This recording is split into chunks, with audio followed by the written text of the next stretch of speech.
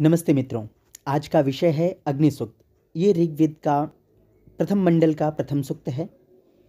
अग्नि सूक्त के ऋषि मधुच्छंदा हैं और इस सूक्त के देवता स्वयं अग्नि हैं। इस सूक्त में गायत्री छंद का प्रयोग है। अग्नि पृथ्वी स्थानीय देवता हैं। अग्नि के स्वरूप को निरुक्त में अग्रणि भवति अग्रम यज्ञेषु प्रणीयते अंगम नयति सन्नममानः अक्नोपनः भवति इति स्थूलाष्ठिभिः इस तरह से करके व्यक्त किया गया है। अर्थात अग्रणी भवति, जो अगुआ होता है या सर्वप्रथम होता है। अग्रम यज्ञेषु प्रणीयते अर्थात यज्ञों में सर्वप्रथम ले जाया जाता है। अंगम नयति सन्नममानः अर्थात उसके अंदर कोई भी वस्तु तृणकाष्ठादि दी जाती है तो वो उसे अपना अंग बना लेता है। ये सारे उसके व्युत्पत्ति लभ्य अर्थ कहे गए हैं। इस तरह से ये अग्नि की स्वरूपता है। स्थौलाष्ठिवी एक आचार्य हैं, उन्होंने कहा है कि अग्नि जो है अक्नोपनः है अर्थात सब रसों को सुखा देता है, भिगाता नहीं है, स्निग्ध नहीं करता है, अतः वह अग्नि है। तो इस तरह से इसके विषय में एक सामान्य बोध हो जाता है।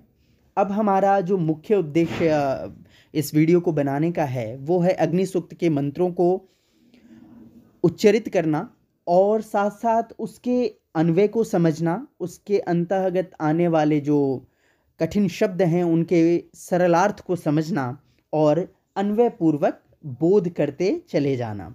तो सर्वप्रथम इसमें 9 मंत्र हैं और प्रथम मंत्र है अग्निमीडे पुरोहितं यज्ञस्य देवं ऋत्विजं होतारं रत्नधातमम्। अहं पुरोहितं यस्य देवं ऋत्विजं होतारं रत्नधातमम् अग्निम ईडे अर्थात यज्ञ में मैं सर्वप्रथम आधान किए जाने वाले पुरोहितम, पुरोहितम का मतलब होता है पुरः हितम अर्थात जो जिसको सर्वप्रथम बनाया जाए, बुलाया जाए, है ना। पुरोधा के दृष्टिकोण से भी इसको कहा जाता है। यस्य देवम, जिस देवता को, है ना, अर्थात जिसका सर्वप्रथम आधान किया जाए, यज्ञ को प्रकाशित करने वाले, ऋतुओं के अनुसार यज्ञ संपादित करने वाले, ऋत्विजम, होतारम, होतारम अर्थात देवताओं का आह्वान करने वाले, है ना, देवताओं को बुलाने वाले। अच्छा, रत्नधातमम, धन प्रदान करने वाले, सर्वश्रेष्ठ, है ना। ऐसे जो अग्नि हैं उनकी मैं क्या करता हूँ, स्तुति करता हूँ।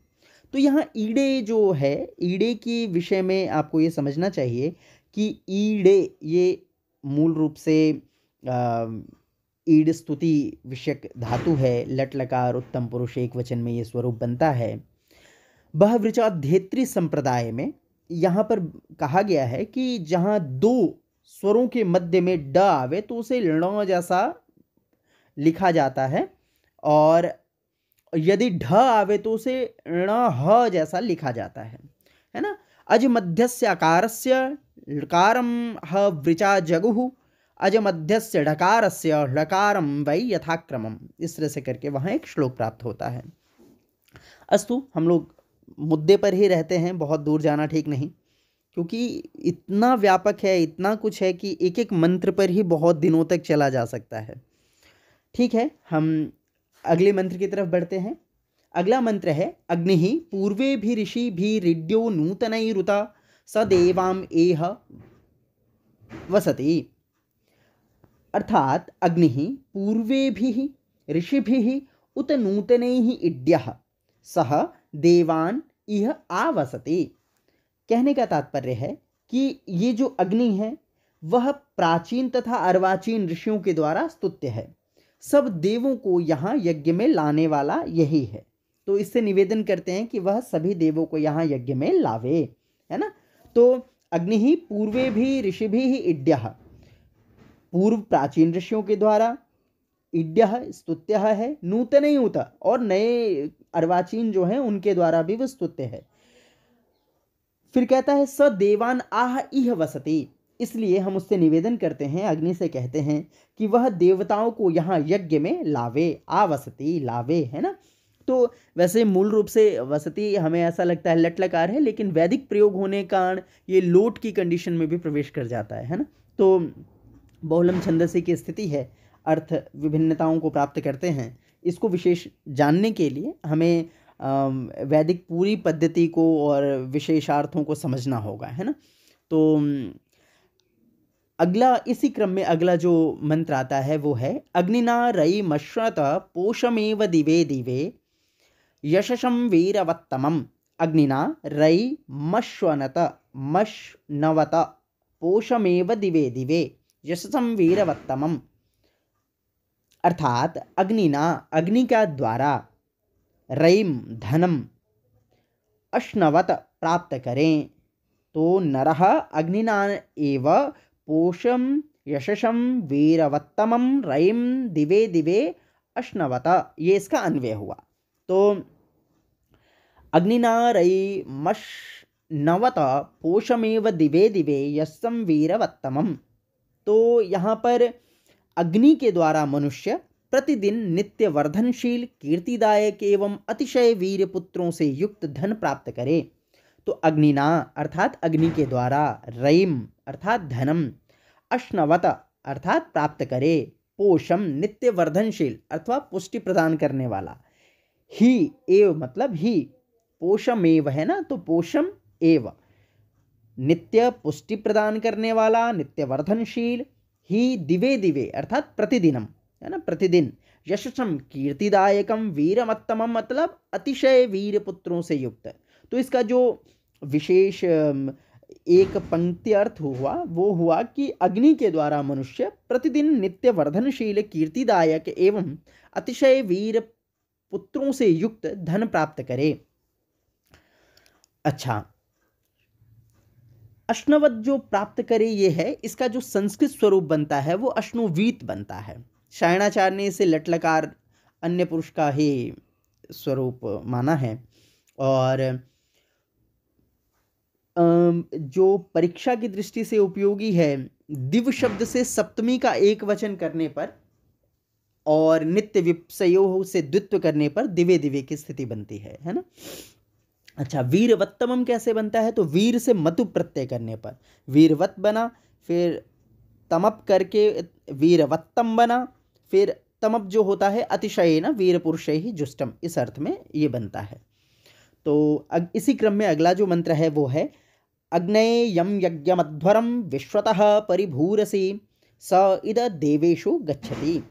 अर्थात हे अग्ने यम अध्वरम यज्ञम विश्वतः परिभुः असि स इत देवेषु गच्छति। अग्नये यम यज्ञमध्वरम, हे अग्नि, यम जिस, यज्ञ यज्ञम अध्वरम, यज्ञम मतलब यज्ञ को, अध्वरम मतलब हिंसा रहित, विश्वतः अर्थात चारों तरफ से, परिभुः व्याप्त करने वाले हो, वह, सह, इत ही, इत यहाँ निपात के अर्थ स्वरूप है, स ही वह ही देवताओं में गच्छति अर्थात पहुंचता है। तो कहने का भाव ये है कि जो हे अग्नि, जिस हिंसा रहित यज्ञ को तुम चारों ओर से व्याप्त करके स्थित हो जाते हो, वही यज्ञ देवताओं में पहुंचता है, अर्थात देवताओं की तृप्ति के लिए प्राप्त होता है ना। तो यज्ञम अध्वरम कैसे बना, तो कहता है यज्ञम अध्वरम इति यज्ञम अध्वरम। तो इसको मतलब अध्वरम से अर्थ निकलता है हिंसा रहित। यज्ञ का अर्थ आप जानते ही हैं, यज्ञ, तो अग्नि द्वारा रक्षित यज्ञ को राक्षस आदि हिंसित नहीं कर पाते, ये कहने का भाव है। अच्छा, परिभूरसि मतलब परिभू मतलब हर तरह से सर्वव्यापकत्व को द्योतित करने वाला ये शब्द है। अच्छा, इत एव अर्थ में प्रयुक्त है ना, जान समझ ही रहे हैं। अच्छा, ठीक है। इसी क्रम में अगला जो मंत्र है वो है अग्निर्होता कविक्रतुः सत्यश्चित्रशवस्तमः देवो देवेभिरागमत। अर्थात अग्निर्होता कविक्रतुः सत्यचित्रशवस्तमः, अग्नि जो क्या है, अग्नि देवता वो क्या है, देवताओं का आह्वान करने वाला होता, कविक्रतुः अप्रतिहत किंवा सर्वक्रांत प्रज्ञा वाला है, मतलब सर्वज्ञ की स्थिति है, जिसकी प्रजा सब कुछ जानने वाली है ना। अच्छा, सर्वक्रांत प्रज्ञा वाला, जिसकी जो प्रज्ञा है वो सब कुछ जानने वाली है। सत्यः सत्य स्वरूप है। चित्रस्तमः चित्रश्रवस्तमः अतिशय रूप से अद्भुत कीर्ति संपन्न।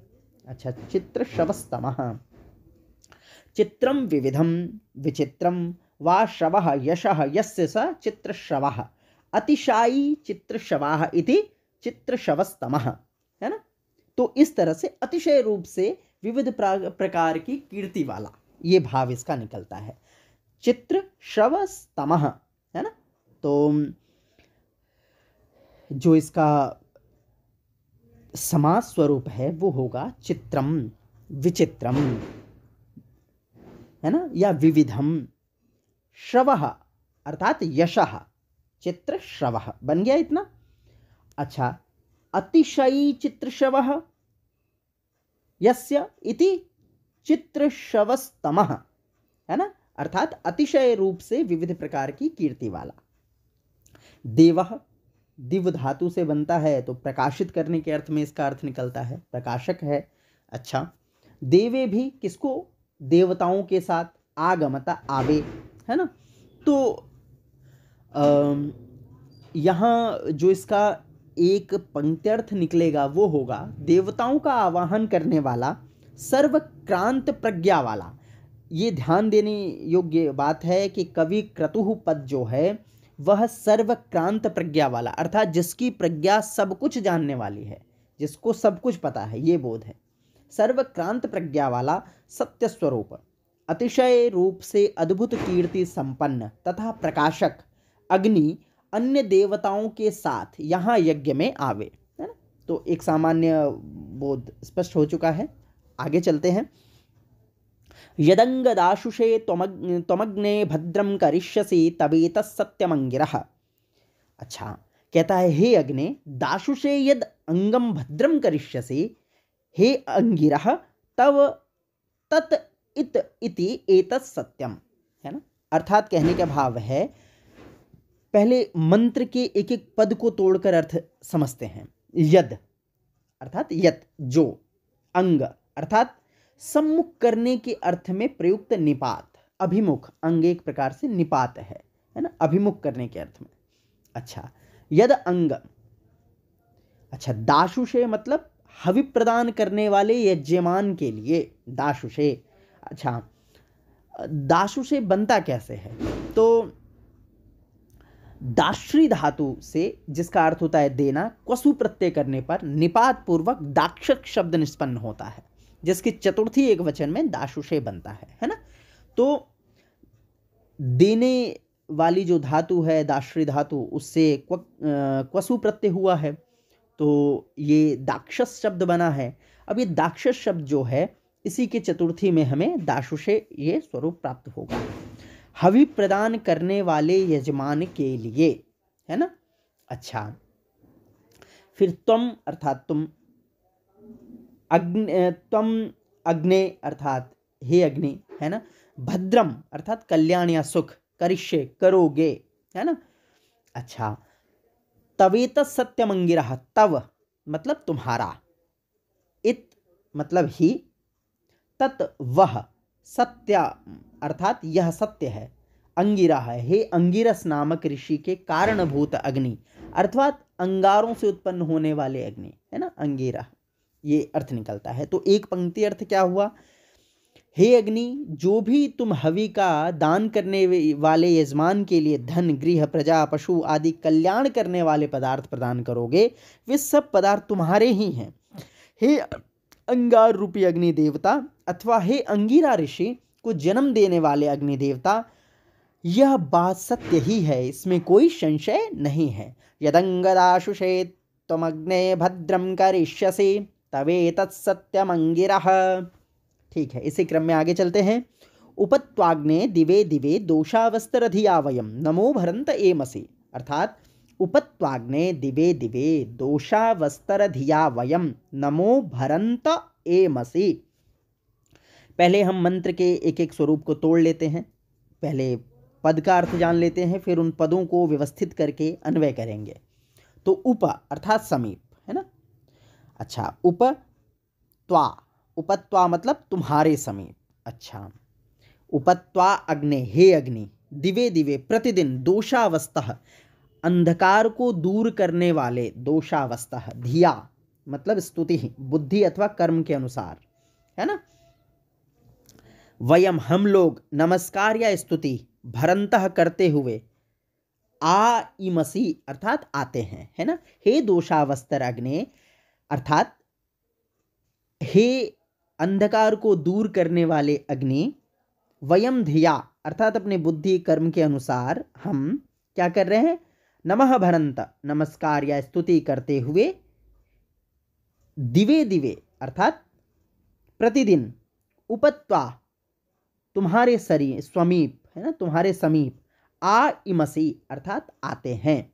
हे दोषावस्तर अग्नि देव, अपनी बुद्धि स्तुति और कर्म के अनुसार हम लोग नमस्कार करते हुए प्रतिदिन आपके पास आते हैं, आपके समीप आते हैं।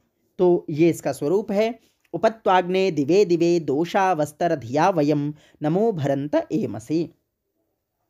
इसी क्रम में अगला जो मंत्र है वो है राजंत मध्वराणाम गोपामृतस्य दीदिविम वर्धमानम स्वेदमे, अर्थात राजंतम शासन करने वाले, राज करने वाले, है ना, राजंतम। अच्छा, अध्वराणाम मतलब हिंसा रहित यज्ञों के, है ना, हिंसा रहित यज्ञों के, अध्वराणाम। तो राजंतम अध्वराणाम का तात्पर्य हुआ हिंसा रहित यज्ञों के शासक, है ना, जो हिंसा रहित यज्ञों के शासक हैं। अच्छा, गोपाम संरक्षक, गोपाम ऋतस्य अर्थात शाश्वत नियम के, जो हमेशा रहने वाला ऐसा जो नियम है, ऋत है, शाश्वत नियम है, सत्य है ना। तो इसका सायण जी ने अर्थ अवश्यम भावी कर्मफल किया है, ठीक है। तो ऋतस्य अर्थात शाश्वत नियमस्य, ठीक है। दिवि दिविम अर्थात अत्यंत प्रकाशमान, दिविम दिविम, देखो क्या है, दिव धातु से क्विन प्रत्यय करके ये बना है, दिव्यति इति दी दिवि, उससे तम प्रत्यय करने से दिदिविम बना है ना। तो इसका जो अर्थ है वो है दिदिविम मतलब अत्यंत प्रकाशमान, वर्धमानम बढ़ने वाले, स्वे मतलब अपने, दमे मतलब घर अर्थात यज्ञशाला में। तो पूरा जो अन्वय स्वरूप है वो राजंतम अध्वराणाम ऋतस्य गोपाम दिदिविम स्वेदमे वर्धमानम उप त्वा आ इमसी, ये इसका स्वरूप है। एक पंक्ति में इसका अर्थ होगा हिंसा रहित यज्ञों के शासक, शाश्वत नियम के संरक्षक, अत्यंत प्रकाशमान तथा अपने घर यज्ञशाला में नित्य बढ़ने वाले अग्नि के पास हम प्रतिदिन आवें। उपत्वाम आ ईमसी, ये जो पद है ये हमें पूर्व के मंत्र से लेना है ना। तो पिछले मंत्र में आया था ना, नमो भरंत एमसी, तो उपत्वाग्ने दिवे दिवे दोषावस्तर धिया वयम नमो भरंत एमसी, तो वहां से उपत्वा लेना है, उपत्वा ईमसी ये पद ले लेना है और उसको यहां पर करना है अन्वय। तो हिंसा रहित यज्ञों के शासक राजंतमध्वराणाम, गोपस्य ऋतस्य गोपाम अर्थात शाश्वत नियम के संरक्षक, दिदिविम अर्थात अत्यंत प्रकाशमान तथा अपने स्वेदमे अर्थात अपने यज्ञशाला रूपी घर में, वर्धमानम नित्य बढ़ने वाले जो अग्निदेव हैं उनके पास हम प्रतिदिन आते हैं, ये अर्थ इसका निकलता है। अच्छा, अंतिम मंत्र है सह नः पितेव सूनवे ग्ने सुपायनो भव सचस्वा नः स्वस्तये, अर्थात हे अग्नि सह त्वं सूनये पिता एव नः सुउपायनः भव अग्नये नः स्वस्तये सचस्व। अर्थात अब हम एक एक मंत्र के एक एक पद का पहले अन्वय कर लेते हैं। सह अर्थात पूर्वोक्त गुणों से युक्त जो अग्निदेव हैं वह, है ना। नह मतलब हमारे लिए, पितेव पिता की तरह, पिता के समान, सूनवे जैसे पिता पुत्र के लिए होता है वैसे पुत्र के लिए, है ना। अग्नये हे अग्नि, अग्ने हे अग्नि, सुउपायनः अच्छी तरह से प्राप्त, सुप्राप्य अर्थात सुगम, भव हो, है ना, सचस्व साथ हो, संग रहो, नः हमारे, स्वस्थय मतलब कल्याण के लिए। तो अब पंक्ति को अन्वित करते हैं। हे अग्नि, कौन अग्नि? जो पूर्वोक्त जो भी चीजें हमने कि राजंतमध्वराणाम गोपामृतस्य दे देवीम वर्धमानम स्वेदमय इत्यात्मक जो हमने उनके गुणों को पीछे के मंत्रों में बताया है, वो पूर्वोक्त गुणों से युक्त वह अग्नि, नः मतलब हमारे लिए, है ना। हे अग्नि स त्वम, अर्थात वो पूर्वोक्त गुणों से युक्त अग्नि, तुम सूनवे, अर्थात सूनवे का अर्थ जो है वो है पुत्र के लिए, सूनवे पुत्र के लिए। हाँ, सूनवे जो पद है इसको इस तरह से कई मंत्रों में देखने को मिलता है। ये पितैव सोम सूनवे शुवेश, इस तरह से कई मंत्रों में सूनवे पद का प्रयोग हमें प्राप्त होता है ना। सुनु शब्द का समवाय से प्रायण प्राप्त होता है, पिता एवं सुनु, सुनु शब्द पुत्र के अर्थ में है। ठीक है। हे अग्नि सह, अर्थात पूर्वोक्त दिव्य गुणों से युक्त, तुम सूनवे अर्थात पुत्र के लिए, पिता एव एक पिता की तरह, नः हमारे लिए, सुउपायनो भव अर्थात सुप्राप्य हो, सुगम हो, अच्छी प्राप्त से प्राप्त होने वाले हो। अग्ने, हे अग्ने, नः स्वस्तैव सचस्व अर्थात हे अग्नि साथ हो, संग हो और हमारे कल्याण के लिए हमारे साथ हो, है ना। तो पूर्वोक्त गुण संपन्न हे अग्निदेव, जिस प्रकार पिता पुत्र के लिए सुप्राप्य और कल्याण करने वाला होता है, उसी प्रकार तुम भी हमारे लिए सुप्राप्य बनो, आसानी से पहुंचने के योग्य हो और हमारे कल्याण के लिए हमारे साथ रहो। इस तरह से यहाँ जो हमारा अग्नि सूक्त है यह संपूर्ण हुआ। इसी क्रम में हम अगले सूक्तों को भी पढ़ेंगे और यहीं पर वाणी को विराम